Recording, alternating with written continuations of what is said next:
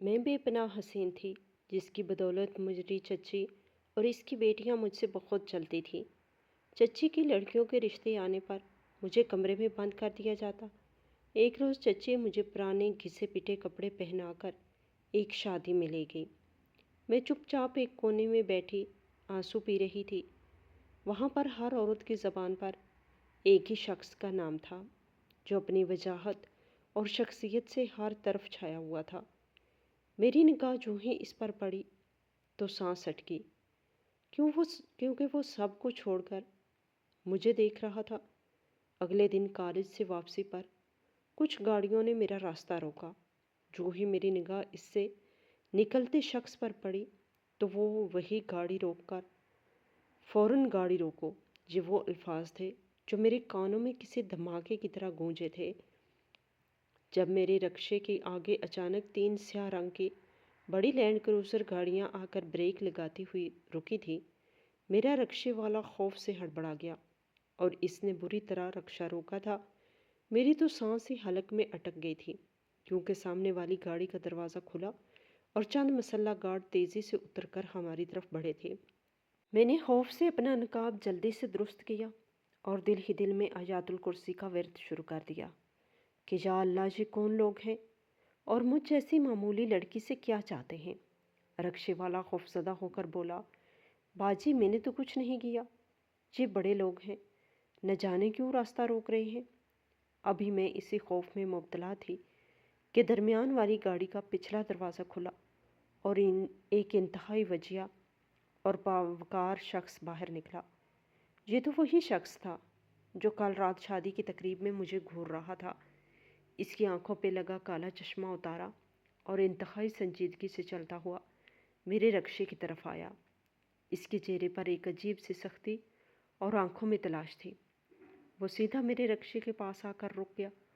मैंने कांपते हुए हाथों से कपड़ा हटाया तो वो भारी और पुरअसर अंदाज में मुखातब हुआ, आपको डरने की बिल्कुल ज़रूरत नहीं है।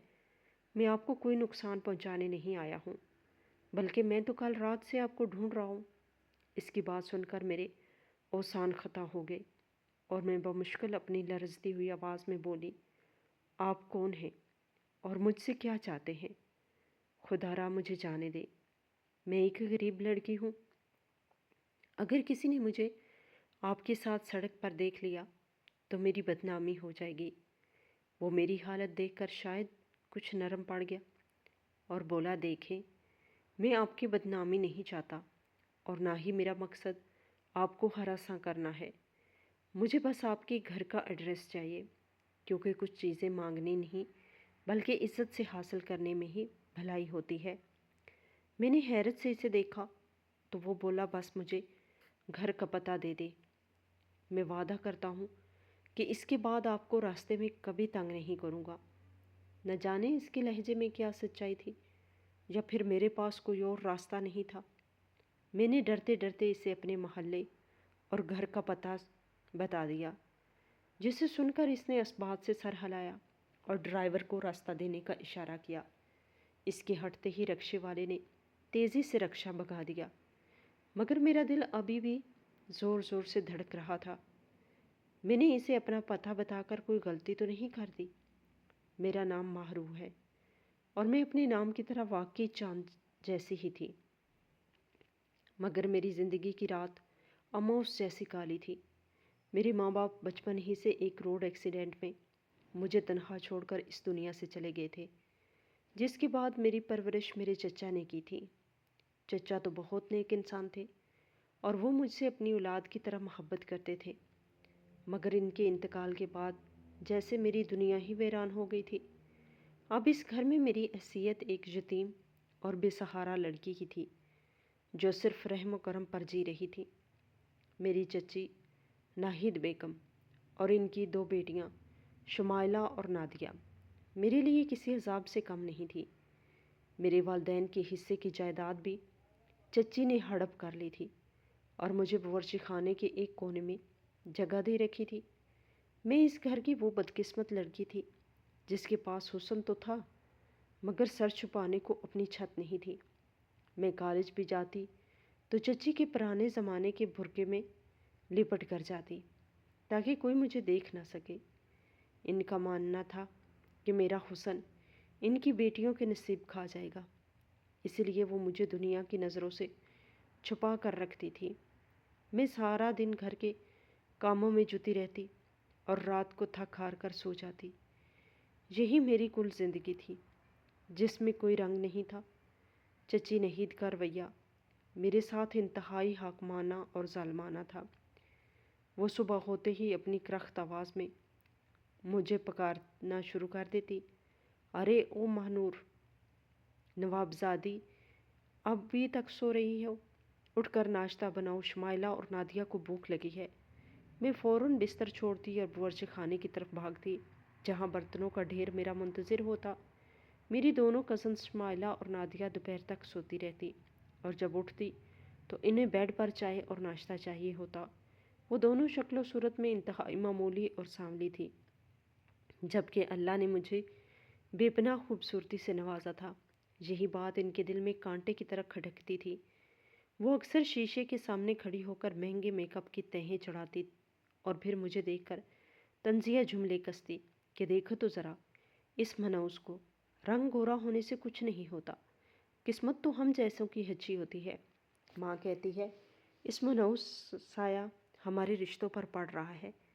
मैं इनकी बातें सुनकर खामोशी से अपना काम करती रहती और अल्लाह से शिकवा करती कि या अल्लाह, मुझे इतनी खूबसूरती क्यों दी जो मेरे लिए वो बाले जान बन गई है। जब भी इनके लिए कोई रिश्ता देखने आता तो चच्ची मुझे स्टोर रूम में बंद कर देती और कहती कि खबरदार, जो मेहमानों के सामने आई, तुम्हारी शक्ल देखकर वो मेरी बेटियों को रद्द कर देंगे। मैं घंटों इस अंधेरी कमरे में बंद रहती और आंसू बहाती कि काश मेरे माँ बाप जिंदा होते तो मुझे ये दिन ना देखने पड़ते। आज घर में एक अजीब सी हलचल और खुशी का समा था, क्योंकि शहर के सबसे बड़े बिजनेसमैन सिकंदर हजात के बेटे का दावतनामा हमारे घर आया था। ये शहर की सबसे बड़ी दावत होने वाली थी, जहाँ तमाम अमीर गरीब लोग मधु थे। कार्ड देखते ही चच्ची नहीद की आंखें चमक उठी और वो खुशी से फूले न समा रही थी। वो फौरन शुमाइला और नादिया के पास गई और बोली, लड़कियों तैयार हो जाओ, ये तुम्हारे लिए सुनहरी मौका है। वहाँ शहर के बड़े बड़े ख़ानदान आएंगे। तुम्हें ऐसे बन संवर के जाना है कि सब की नज़रें तुम पर जम जाएं। शुमाइला खुशी से चहकती हुई बोली, अम्मी, मैं तो वो रेड वाला डिज़ाइनर सूट पहनूंगी जो पिछले हफ्ते लिया था ना। नादिया भी अपने कपड़ों और ज्वेलरी की प्लानिंग करने लगी। चच्ची इन दोनों के सर पर हाथ फेर रही थी। फिर अचानक इनकी नज़र मुझ पर पड़ी, जो कोने में खड़ी झाड़ू लगा रही थी। वो मेरे पास आई और बड़ी सर्द मोहरी से बोली, मारू, तुम भी हमारे साथ चलोगी? मैं दिल ही दिल में खुश हुई कि शायद मुझे भी कहीं बाहर जाने का मौका मिलेगा, मगर मेरा ये वहम अगले ही लम्हे टूट गया जब चच्ची ने अपनी बात मुकम्मल करते हुए कहा, देखो, शादी बहुत बड़ी है, वहाँ मुझे अपना और लड़कियों का सामान पकड़ाने और मेकअप वगैरह दुरुस्त करवाने के लिए किसी की ज़रूरत है। तुम होगी, तुम साथ चलोगी, मगर मेरी एक शर्त है, तुम वहाँ हमारी कज़न या भतीजी बनकर नहीं बल्कि मुलाजमा बनकर रहोगी। मैं तुम्हें वो पुराने कपड़े निकाल कर दूँगी, वही पहनकर चलना, ताकि किसी को शक न हो कि तुम हमारे ख़ानदान की लड़की हो। इनकी बात सुनकर मेरे अंदर कुछ टूट सा गया, मगर मैंने सर झुकाकर हामी भर ली, क्योंकि इनकार की गुंजाइश ही कहाँ थी। शाम का धुंधलक्का फैलते ही घर में तैयारियां अरूज पर थी और मेरी हालत किसी तमाशाई जैसी थी, जो सब कुछ देख तो सकता है मगर इसका हिस्सा नहीं बन सकता। चच्ची नहीद बेगम अपने कमरे से एक बड़ा सा थैला लाई और मेरे सामने फेंकते हुए करख्त लहजे में बोली, ये लो माहरू, ये तुम्हारा आज का लिबास है, जल्दी से इसे पहन लो, हमें देर हो रही है। मैंने वो थैला खोला तो अंदर से एक इंतहाई पुराना और भूरे रंग का ढीला ढाला सूट निकला, जिसका रंग जगह जगह से उड़ चुका था और दुपट्टा भी इतना पुराना था कि इसे ओढ़ते हुए भी शर्म आ रही थी। میرے منہ سے بے اختیار نکلا، چچی جان یہ تو بہت پرانا ہے، کیا میں اپنا وہ سفید والا سوٹ پہن لوں جو پچھلی عید پر سلایا تھا؟ میری بات سنتے ہی چچی کی آنکھیں شعلے برسانے لگی اور وہ غصے سے چیخیں، ارے واہ بی بی کہ نخرے تو دیکھو، تم وہاں مہمان بن کر نہیں جا رہی ہو جو تمہیں نئے کپڑے پہننے کا شوق چرایا ہے، تم وہاں ہماری خادمہ کے طور پر جا رہی ہو تاکہ سامان سنبھال سکو۔ اگر تم نے ڈھنگ کے کپڑے پہنے تو لوگ تمہیں بھی کوئی مہمان سمجھیں گے، اور میں نہیں چاہتی کہ کوئی تمہیں دیکھ کر یہ سمجھے کہ تم ہمارے خاندان کا حصہ ہو۔ چپ چاپ یہ پہنو ورنہ گھر پر رہو اور پھر بھول جاؤ کہ تمہیں 2 وقت کی روٹی بھی ملے گی۔ میری آنکھوں میں آنسو تہرنے لگے، مگر میں نے خاموشی سے وہ کپڑے اٹھا لیے اور باتھ روم میں جا کر بدل لیے۔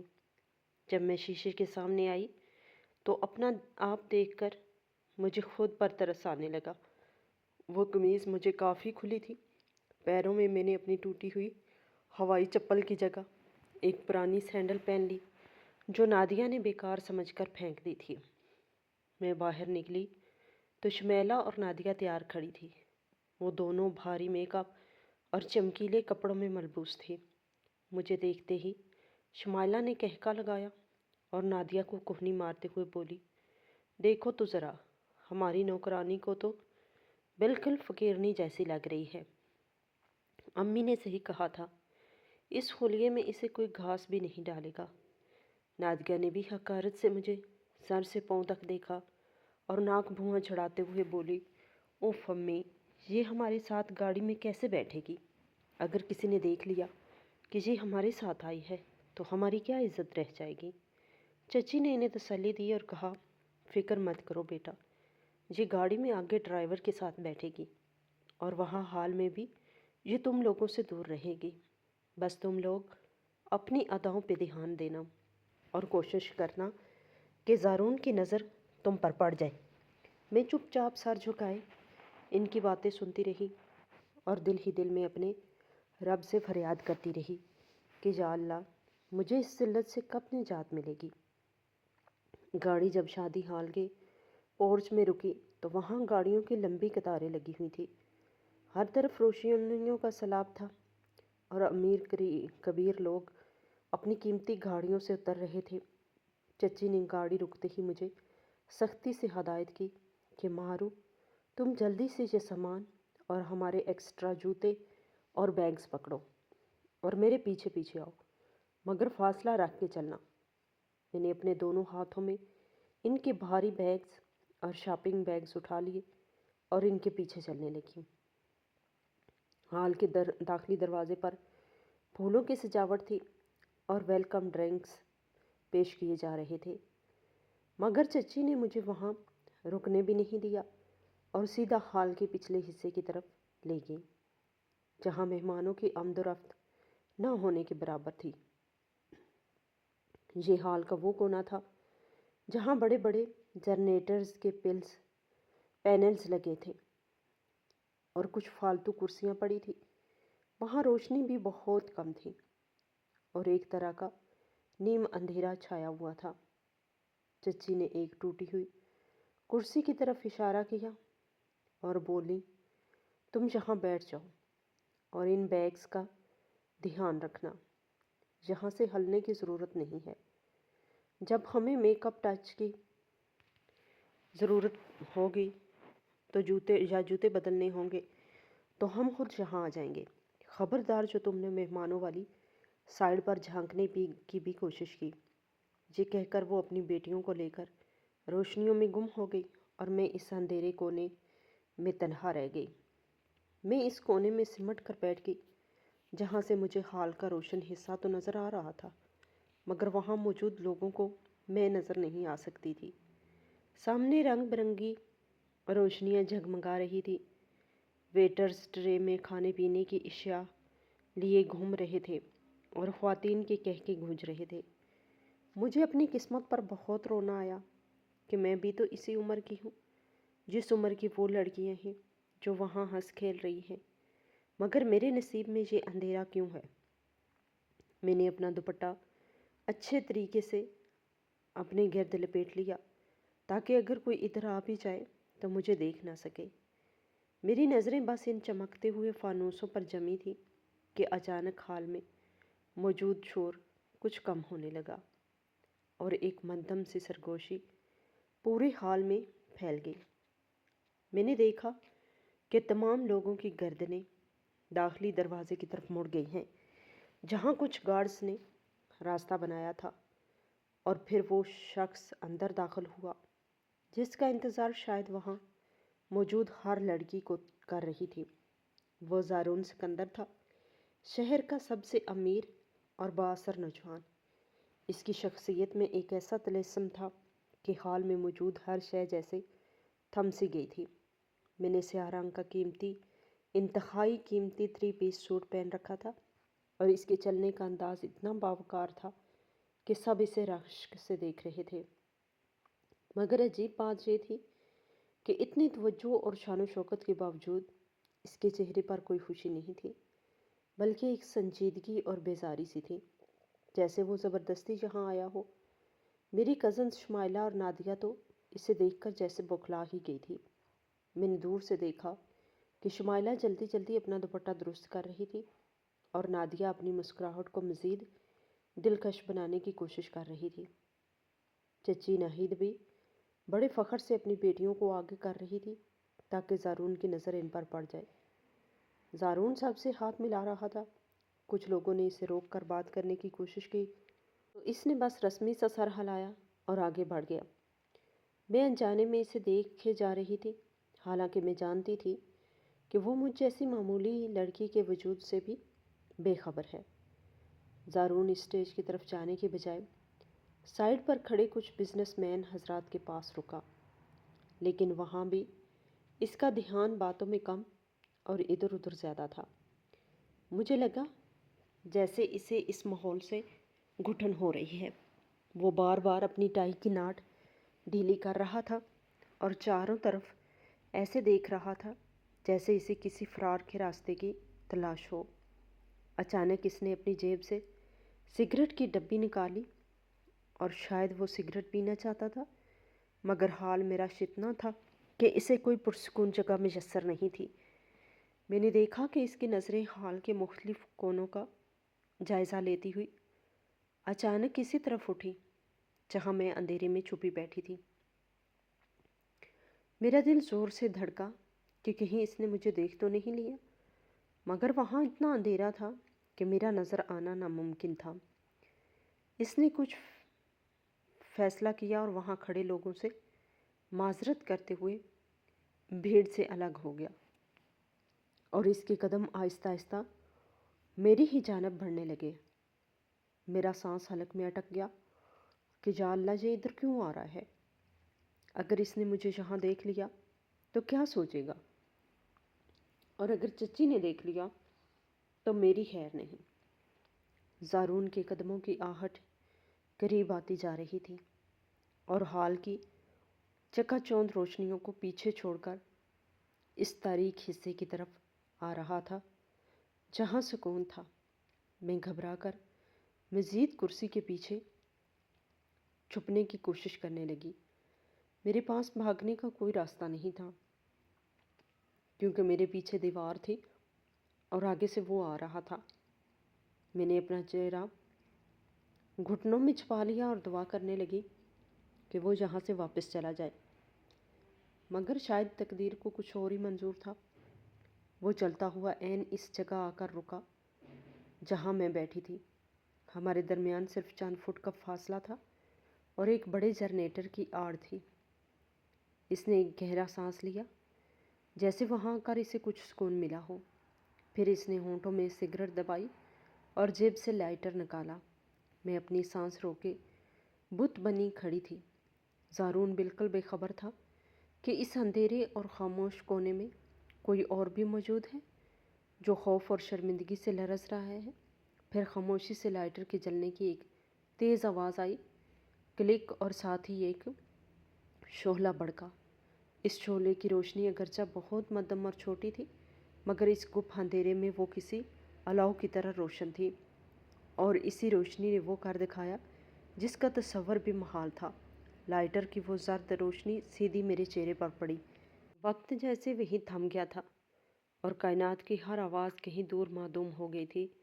صرف میرے دل کے دھڑکنے کی آواز اتنی تیز تھی کہ مجھے لگ رہا تھا یہ آواز میرے سینے سے نکل کر اس اجنبی تک پہنچ جائے گی۔ زارون کے ہاتھ میں جلتے ہوئے لائٹر کی وہ سنہری اور لرزتی ہوئی لو میرے چہرے پر پڑی تو اس کی آنکھوں میں ابھرنے والی حیرت اور بے یقینی دیکھنے کے لائق تھی۔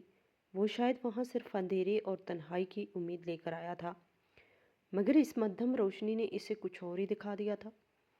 خوف سے میری آنکھوں سے بہنے والے آنسو لائٹر کی روشنی میں چمک رہے تھے۔ زارون کا ہاتھ ہوا میں ہی معلق رہ گیا اور اس کی نظریں میرے چہرے پر جم گئی۔ وہ ایک لمحے کے لیے پلک جھپکنا بھول گیا تھا اور اس کی وہ سنجیدہ اور ویران آنکھیں میرے چہرے کے خط و خال کا جائزہ لے رہی تھی۔ مجھے اپنی حالت پر شدید شرمندگی محسوس ہوئی۔ میرے پرانے اور پیوند لگے کپڑے، میرا بکھرا ہوا حلیہ اور سب سے بڑھ کر میری یہ بے بسی اس اجنبی کے سامنے عیاں ہو گئی تھی۔ میں نے فوراً اپنے دونوں ہاتھوں سے اپنا چہرہ چھپا لیا اور گھٹنوں میں سر دے دیا۔ لائٹر شاید گرم ہو گیا تھا یا اس کی انگلی تھک گئی تھی۔ اچانک وہ شعلہ بجھ گیا اور ہم دوبارہ اسی گپ اندھیرے میں ڈوب گئے، مگر اب وہاں خاموشی نہیں تھی بلکہ ایک عجیب سا تناؤ اور گھبراہٹ فضا میں شامل ہو گئی تھی۔ کون ہیں آپ اور یہاں اس طرح اندھیرے میں اکیلی کیوں بیٹھی ہیں؟ زارون کی بھاری اور رعبدار آواز میرے کانوں سے ٹکرائی، مگر اس بار اس آواز میں وہ سختی نہیں تھی جو میں نے حال میں دیکھی تھی، بلکہ ایک نرمی اور تشویش تھی۔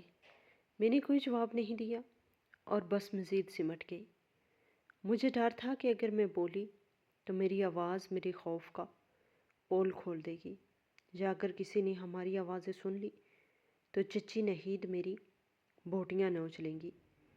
زارون نے شاید میری گھبراہٹ محسوس کر لی تھی۔ وہ ایک قدم مزید آگے بڑھا اور اس نے اپنی جیب سے موبائل نکالا اور اس کی فلیش لائٹ آن کر دی۔ روشنی کا وہ تیز دائرہ مجھ پہ پڑا تو میں بری طرح ہڑبڑا کر کھڑی ہو گئی اور دیوار کے ساتھ چپک گئی۔ زارون نے فوراً لائٹ کا رخ زمین کی طرف کر دیا تاکہ میری آنکھوں میں نہ چبھے، اور نہایت نرم لہجے میں بولا، دیکھیے پلیز ڈرے مت، میں تو بس سگریٹ پینے آیا تھا، مجھے اندازہ نہیں تھا کہ یہاں کوئی موجود ہے۔ آپ رو کیوں رہی ہیں؟ کیا کسی نے آپ کو کچھ کہا ہے یا آپ کسی مشکل میں ہیں؟ اس کے لہجے میں اتنی اپنائیت تھی کہ میرا دل چاہا پھوٹ پھوٹ کر رو دوں اور اسے بتا دوں کہ ہاں میں مشکل میں ہوں، میری پوری زندگی ہی ایک مشکل ہے، مگر میں نے اپنے لب بھینج لیے اور لرزتی ہوئی آواز میں بمشکل اتنا ہی کہہ سکی، جی نہیں، کوئی بات نہیں ہے، آپ پلیز یہاں سے چلے جائیں، اگر کسی نے دیکھ لیا تو بہت مسئلہ ہو جائے گا۔ میری آواز میں چھپے خوف کو اس نے فوراً بھانپ لیا۔ وہ وہیں کھڑا رہا اور جانے کی بجائے اس نے مجھ سے ایک عجیب سوال کر دیا، آپ کے کپڑے اور حالت بتا رہی ہے کہ آپ یہاں مہمان نہیں ہیں، تو پھر آپ کون ہیں؟ اور اتنی چھوٹی سی عمر میں آپ کی آنکھوں میں اتنا درد کیوں ہے؟ میں اس کے سوال پر لاجواب ہو گئی۔ میں اسے کیا بتاتی کہ میں اس گھر کی بیٹی ہوں جس گھر کی عورتیں باہر حال میں اس کی توجہ حاصل کرنے کے لیے اوچھے ہتھکنڈے آزما رہی ہیں۔ میں نے دوپٹہ اپنے سر پر درست کیا اور ہمت جمع کر کے بولی، میں یہاں کام کے لیے آئی ہوں، میری چچی باہر ہیں، پلیز آپ جائیں، وہ مجھے ڈھونڈ رہی ہوں گی۔ زارون نے ایک گہری نظر مجھ پر ڈالی۔ اس کی نظروں میں ہمدردی کے ساتھ ساتھ ایک عجیب سی کشش تھی جو مجھے اپنی جگہ سے ہلنے نہیں دے رہی تھی۔ پھر بھی میں نے تیزی سے اس کے پاس سے گزرنے کی کوشش کی۔ میرا راستہ روکنے کے لیے اس نے ہاتھ بڑھایا، مگر پھر تہذیب کے دائرے میں رہتے ہوئے فوراً پیچھے کر لیا اور بولا، سنیے تو صحیح، اپنا نام تو بتاتی جائیں۔ میں نے اس کی بات انسنی کر دی اور اندھیرے میں ٹھوکریں کھاتی ہوئی وہاں سے بھاگی۔ میرے پیچھے اس کی آواز آئی، رکیے، مگر میں رکے بغیر سیدھا وہاں سے نکل کر لیڈیز واش روم کی طرف بھاگی اور اندر جا کر دروازہ بند کر لیا۔ میری سانس پھولی ہوئی تھی۔ میں نے آئینے میں اپنا عکس دیکھا۔ میرا چہرہ خوف سے زرد تھا۔ مجھے یقین نہیں آ رہا تھا کہ میں نے ابھی شہر کے سب سے امیر شخص سے بات کی ہے اور اس نے مجھے اس حال میں دیکھ لیا ہے۔ میں کافی دیر تک واش روم میں چھپی رہی، یہاں تک کہ باہر سے مہمانوں کے جانے کا شور سنائی دینے لگا۔ میں ڈرتے ڈرتے باہر نکلی اور سیدھے اسی جگہ پہنچی جہاں چچی نے مجھے بٹھایا تھا۔ شکر ہے کہ وہاں کوئی نہیں تھا۔ تھوڑی ہی دیر میں چچی نہیر اپنی بیٹیوں کے ساتھ وہاں آ پہنچی۔ وہ تینوں بہت خوش اور پرجوش نظر آ رہی تھی۔ شمائلہ کے ہاتھ میں مٹھائی کا ڈبہ تھا اور نادیہ ہنس ہنس کے دوری ہو رہی تھی۔ چچی نے مجھے دیکھتے ہی تیور بدلے اور سامان میری طرف دکھیلتے ہوئے بولی، کہاں مر گئی تھی تم؟ کب سے تمہیں ڈھونڈ رہی ہوں۔ چلو اٹھاؤ یہ سامان اور جلدی گاڑی کی طرف چلو، ڈرائیور انتظار کر رہا ہے۔ میں نے خاموشی سے سر جھکا کر سامان اٹھایا اور ان کے پیچھے چل دی۔ گاڑی میں بیٹھتے ہی ان کی باتیں شروع ہو گئی اور موضوع گفتگو صرف اور صرف زارون سکندر تھا۔ نادیہ چہکتے ہوئے بولی، امی آپ نے دیکھا زارون مجھے کیسے دیکھ رہا تھا؟ جب میں سٹیج کے پاس سے گزری تو اس کی نظریں مجھ پر ہی تھیں۔ مجھے تو لگتا ہے وہ مجھے پسند کر گیا ہے۔ شمائلہ نے فوراً اس کی بات کاٹی اور بولی، رہنے دو، وہ تمہیں نہیں بلکہ میرے سوٹ کو دیکھ رہا تھا۔ میری سہیلی بتا رہی تھی کہ زارون کو لال رنگ بہت پسند ہے۔ میں نے آج لال ہی پہنا تھا۔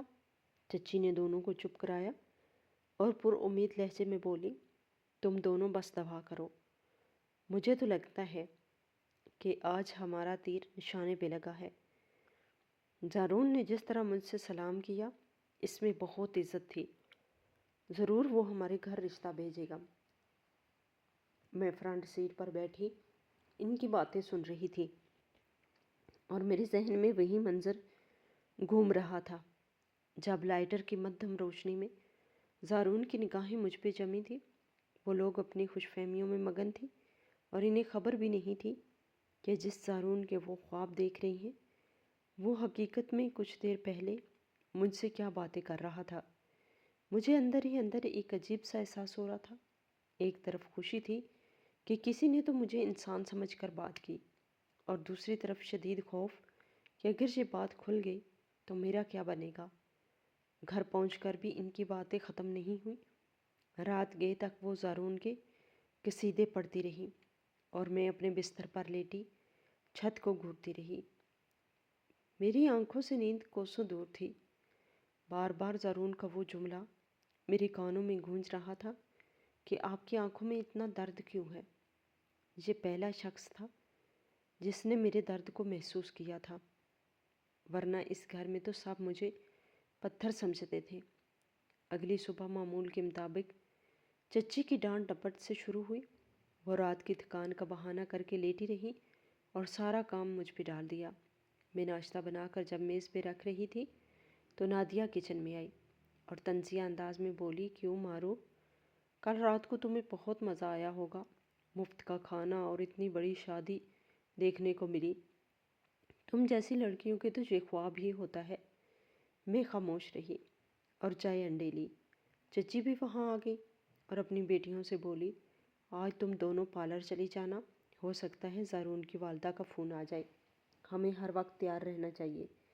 پھر میری طرف مڑی اور کرخت لہجے میں بولی، اور تم جلدی کام ختم کر کے کالج دفع ہو جاؤ اور واپسی پر سبزی لیتے آنا، خبردار جو دیر کی۔ میں نے جلدی جلدی کام سمیٹا اور اپنا پرانا برقع پہن کر کالج کے لیے نکل گئی۔ میرا دل آج بہت اداس تھا، لیکن ساتھ ہی ایک انجانی سی امید بھی تھی۔ راستے بھر میں سوچتی رہی کہ کیا زارون واقعی مجھے بھول گیا ہوگا یا اس کے دل میں بھی وہ لمحہ محفوظ ہوگا۔ کالج میں میرا دل پڑھائی میں نہیں لگا، بار بار میرا دھیان بھٹک رہا تھا۔ چھٹی کے وقت جب میں گیٹ سے باہر نکلی تو میں نے سوچا کہ رکشہ لے لوں تاکہ جلدی گھر پہنچ سکوں، اور پھر وہی ہوا جس کا ذکر میں پہلے کر چکی ہوں۔ وہ 3 سیاہ گاڑیاں میرا راستہ روک کر کھڑی ہو گئی اور زارون خود چل کر میرے پاس آیا۔ اس وقت مجھے احساس ہوا کہ کل رات کا وہ واقعہ کوئی خواب نہیں تھا، بلکہ ایک ایسی حقیقت تھی جس نے میری زندگی کا رخ موڑ دیا تھا۔ رکشے میں بیٹھ کر گھر کی جانب جاتے ہوئے میرے دل کی دھڑکنیں قابو سے باہر تھیں۔ میرے دماغ میں بار بار زارون کا چہرہ اور اس کے وہ الفاظ گونج رہے تھے کہ عزت مانگنے سے نہیں ملتی بلکہ دی جاتی ہے۔ میں نے اسے اپنا پتہ تو دے دیا تھا، مگر اب ایک انجانا خوف میرے رگوں پوں میں سرایت کر چکا تھا کہ اگر وہ سچ میں گھر آ گیا تو کیا ہوگا۔ چچی نہید کا غضبناک چہرہ میری آنکھوں کے سامنے گھوم رہا تھا۔ وہ مجھے زندہ نہیں چھوڑیں گی۔ میں یہی سوچ سوچ کر ہلکان ہو رہی تھی کہ میں نے جذبات میں آ کر بہت بڑی غلطی کر دی ہے۔ ایک طرف زارون کی وہ پرخلوص آنکھیں تھیں جن میں میرے لیے ہمدردی اور ایک عجیب سی کشش تھی، تو دوسری طرف میری وہ تلخ حقیقت تھی جس سے میں جڑی ہوئی تھی۔ گھر کے دروازے پر پہنچ کر میں نے رکشے والے کو پیسے دیے اور لرزتے ہاتھوں سے دروازہ کھولا تو سامنے ہی چچی برآمدے میں ٹہل رہی تھی۔ مجھے دیکھتے ہی ان کی پیشانی پر بل پڑ گئے اور وہ حسب معمول برس پڑی۔ ارے او نوابزادی، کہاں رہ گئی تھی؟ تم کالج سے چھٹی تو کب کی ہو چکی ہے؟ ضرور سہیلیوں کے ساتھ گپیں ہانکنے میں وقت ضائع کیا ہوگا۔ جہاں گھر کے کاموں کا ڈھیر پڑا ہے اور تمہیں اپنی آوارگی سے ہی فرصت نہیں ہے۔ میں نے جلدی جلدی نظریں جھکائیں اور ڈرتے ہوئے بولی، نہیں چچی جان، بس رکشہ ملنے میں دیر ہو گئی تھی، ٹریفک بہت جام تھا۔ انہوں نے حقارت سے منہ بنایا اور بولی، جاؤ سیدھی کچن میں جاؤ اور کھانا تیار کرو، شمائلہ اور نادیہ کو بھوک لگی ہے، اور خبردار جو کھانے میں دیر ہوئی۔ میں نے سر ہلایا اور بھاگ کر اپنے کمرے میں بیگ رکھا اور پھر کچن کا رخ کیا، مگر میرا ذہن ابھی بھی وہیں اٹکا ہوا تھا۔ میں آٹا گوندھ رہی تھی مگر میرے ہاتھ بار بار رک جاتے تھے۔ ایک عجیب سی بے چینی تھی جو مجھے چین نہیں لینے دے رہی تھی کہ کیا واقعی میری تقدیر بدلنے والی ہے یا یہ بھی میری کوئی خوش فہمی ہے۔ رات کا وقت تھا اور سورج غروب ہو چکا تھا۔ شمائلہ اور نادیہ ٹی وی لاؤنج میں بیٹھی کسی ڈرامے پر تبصرہ کر رہی تھی اور میں کچن میں برتن دھو رہی تھی کہ اچانک گھر کی ڈور بیل بجی۔ اس وقت کون ہو سکتا ہے؟ چچی کی آواز آئی، ماہرو ذرا دیکھو تو دروازے پہ کون ہے۔ میں نے گیلے ہاتھ دوپٹے سے پونجھے اور دروازے کی طرف بڑھی۔ نہ جانے کیوں میرا دل زور زور سے دھڑکنے لگا، جیسے اسے خبر ہو کہ آنے والا کون ہے۔ میں نے گیٹ کا چھوٹا دروازہ کھولا تو سامنے کا منظر دیکھ کر میرے پیروں تلے زمین نکل گئی۔ سامنے کوئی اور نہیں بلکہ زارون اپنی والدہ کے ساتھ کھڑا تھا۔ زارون نے سفید شلوار قمیض اور ویسٹ کوٹ پہنا ہوا تھا۔ وہ بے حد پروکار باوقار لگ رہا تھا، جبکہ اس کی والدہ ایک انتہائی نفیس اور مہربان خاتون لگ رہی تھی۔ مجھے دیکھتے ہی زارون کی آنکھوں میں ایک چمک سے ابھری اور اس نے ہلکا سا مسکرا کر سر جھکایا جیسے مجھے سلام کہہ رہا ہو۔ میں تو جیسے بت بن گئی، میرے منہ سے کوئی لفظ نہیں نکل پا رہا تھا۔ تبھی پیچھے سے چچی کی آواز آئی، کون ہے مارو، اتنی دیر کیوں لگا رہی ہو؟ اور جب انہوں نے مجھے دروازے پہ جمے دیکھا تو وہ خود بڑبڑاتی ہوئی آگے آئی، ہٹو سامنے سے، کون ہے؟ لیکن چچی کی نظر زارون اور اس کی والدہ پر پڑی۔ ان کے چہرے کا رنگ ایسے بدلا جیسے گرگٹ رنگ بدلتا ہے۔ ان کی آنکھیں پھٹی کی پھٹی رہ گئی اور منہ کھلے کا کھلا رہ گیا۔ ایک لمحے کوئی نے یقین نہیں آیا کہ شہر کا امیر ترین شخص ان کے دروازے پہ کھڑا ہے۔ پھر وہ فوراً سنبھلی اور انتہائی چاپلوسی بھرے لہجے میں بولی، ارے زارون صاحب، آپ؟ بیگم صاحبہ آپ آئیے، آئیے اندر تشریف لائیے۔ یہ تو ہماری خوش قسمتی ہے کہ آپ ہمارے غریب خانے پر تشریف لائے۔ چچی نہید کی خوشی کا تو کوئی ٹھکانہ ہی نہیں تھا۔ وہ دیوانوں کی طرح کبھی زارون کو دیکھتی اور کبھی اس کی والدہ کو۔ انہوں نے فوراً مجھے آنکھوں سے اشارہ کیا کہ میں پیچھے ہٹوں اور مہمانوں کے لیے راستہ چھوڑوں۔ زارون اور اس کی والدہ ڈرائنگ روم میں داخل ہوئی تو چچی نے فوراً شمائلہ اور نادیہ کو آوازیں دینا شروع کر دی۔ ارے شمائلہ، نادیہ، جلدی باہر آؤ، دیکھو تو کون آیا ہے۔ زارون صاحب آئے ہیں۔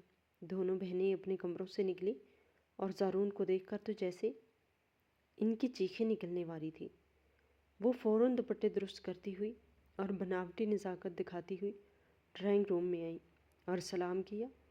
زارون نے بڑی سنجیدگی سے سلام کا جواب دیا، جبکہ اس کی والدہ نے بھی رسمی مسکراہٹ کے ساتھ انہیں دیکھا۔ چچی نے مجھے کچن کی طرف دھکیلا اور سرگوشی میں گھراتے ہوئے بولی، جاؤ جلدی سے چائے اور لوازمات کا انتظام کرو، اور خبردار جو ڈرائنگ روم میں مہمانوں کے سامنے زیادہ دیر رکی، بس ٹرالی رکھ کر واپس چلی جانا۔ میں نہیں چاہتی کہ تمہاری شکل دیکھ کر ان کا موڈ خراب ہو۔ میں دل پر پتھر رکھ کر کچن میں چلی گئی۔ میرے آنسو بہنے کو بےتاب تھے۔ میں نے کانپتے ہاتھوں سے چائے بنائی اور بسکٹس وغیرہ ٹرے میں سجائے۔ میرا دل کر رہا تھا کہ میں وہی چیخ چیخ کر بتا دوں کہ وہ لوگ مجھے ڈھونڈتے ہوئے آئے ہیں، تمہاری بیٹیوں کو نہیں، مگر میں خاموش رہی۔ ڈرائنگ روم میں چچی نہید کا بس نہیں چل رہا تھا کہ وہ زارون اور اس کی والدہ کے قدموں میں بچھ جائے۔ وہ مسلسل اپنی بیٹیوں کی تعریفوں کے پل باندھ رہی تھی۔ شمائلہ نے تو ابھی ماسٹرز کیا ہے، بہت ذہین ہے، اور نادیہ تو گھر کے کاموں میں اتنی سلیقہ مند ہے کہ کیا بتاؤں۔ حالانکہ یہ سراسر جھوٹ تھا۔ زارون خاموشی سے سب سن رہا تھا اور اس کی نظریں بار بار دروازے کی طرف اٹھ رہی تھی، جیسے وہ کسی کو تلاش کر رہا ہو۔ میں چائے کی ٹرالی لے کر اندر داخل ہوئی تو سب کی نظریں مجھ پہ پڑیں۔ میں نے نظریں جھکائے چائے کی پیالیاں میز پہ رکھی۔ زارون کی والدہ نے مجھے غور سے دیکھا اور پھر زارون کی طرف دیکھ کر ہلکا سا مسکرائی۔ چچی نے مجھے فوراً آنکھوں سے نکل جانے کا اشارہ کیا۔ میں موڑنے ہی والی تھی کہ زارون کی والدہ کی آواز نے میرے قدم روک دیے۔ رکو بیٹی، ذرا ادھر تو آؤ، ہمارے پاس بیٹھو۔ ان کے یہ الفاظ چچی اور اس کی بیٹیوں پر کسی بم کی طرح گرے۔ چچی ہکلاتے ہوئے بولی، ارے بیگم صاحبہ، یہ تو ہمارے دور کی رشتہ دار ہے، یتیم ہے بیچاری، بس ہمارے گھر میں پڑی رہتی ہے، گھر کے چھوٹے موٹے کام کر لیتی ہے۔ زارون کی والدہ نے چچی کو بات کو نظر انداز کیا اور شفقت سے میرا ہاتھ پکڑ کر مجھے اپنے پاس صوفے پر بٹھا لیا۔ میرے جسم میں سنسنی دوڑ گئی۔ یہ پہلی بار تھا کہ کسی نے مجھے اس گھر میں اتنی عزت دی تھی۔ پھر وہ لمحہ آیا جس نے وہاں موجود ہر شخص کو حیرت کے سمندر میں غرق کر دیا۔ زارون کی والدہ نے چچی کی طرف رخ کیا اور سنجیدگی سے بولی، نہید بیگم، ہم یہاں ادھر ادھر کی باتیں کرنے نہیں آئے، بلکہ ایک خاص مقصد کے لیے آئے ہیں۔ ہم آپ کے گھر رشتہ لے کر آئے ہیں۔ یہ سنتے ہی چچی کی آنکھیں چمک اٹھی۔ شمائلہ اور نادیہ شرما کر پہلو بدلنے لگی۔ چچی جوش سے بولی، یہ تو ہماری خوش قسمتی ہے بیگم صاحبہ، آپ جس کا کہیں گی ہم اسی کا ہاتھ زارون بیٹے کے ہاتھ میں دے دیں گے۔ زارون نے گلا کھنگارا اور مضبوط لہجے میں بولا، نہید بیگم، شاید آپ غلط سمجھ رہی ہیں، ہم شمائلہ یا نادیہ کا رشتہ لینے نہیں آئے، بلکہ ہم ماہرو کا رشتہ لینے آئے ہیں۔ زارون کی یہ الفاظ ڈرائنگ روم میں گونجے تو جیسے سانپ سونگھ گیا ہو۔ مکمل سناٹا چھا گیا۔ چچی کا رنگ زرد پڑ گیا اور شمائلہ کے ہاتھ سے پانی کا گلاس چھوٹ کر گر گیا۔ چچی نے بے یقینی سے پوچھا، کیا؟ کس کا رشتہ؟ ماہرو کا؟ اس نوکرانی، میرا مطلب ہے کہ یتیم لڑکی کا۔ زارون صاحب، آپ مذاق کر رہے ہیں نا؟ یہ تو ایک یتیم لڑکی ہے۔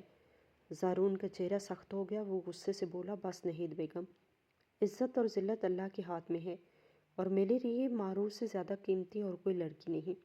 میں نے اس کی آنکھوں میں جو سچائی اور حیا دیکھی ہے وہ مجھے آپ کی بیٹیوں کے قیمتی کپڑوں اور بناوٹی باتوں میں نظر نہیں آئی۔